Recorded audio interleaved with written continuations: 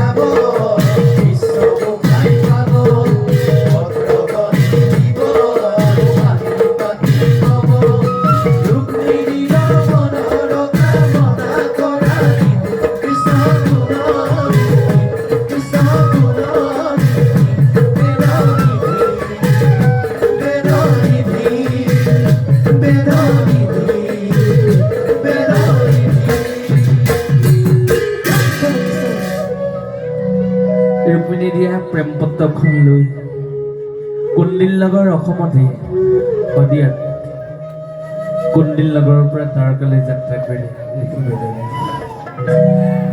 কোনো অপায় মংগল নোহোৱাকৈ বৃদ্ধ ব্ৰাহ্মণজন অতি নিৰাপদে দ্বাৰকাত উপস্থিত হ'ল। আপোনালোকে জানে দ্বাৰকা গৈ পালেগৈ ভগৱন্তৰ চৰণত ধৰি ঋষিয়ে আই মাতৃ ৰুক্মিণীয়ে কোৱা সমস্ত কথা কৈছে আৰু চিঠিখনো দিছে।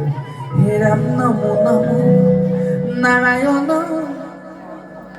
সংসাৰ হে ইবাৰ কৰিও প্ৰভু ৰুক্মিণীও হে ৰাম ৰুক্মিণীৰ দুধময় কুণ্ডিলৰ তোমাৰ পৰম ভক্ত ভীষ্মকৰ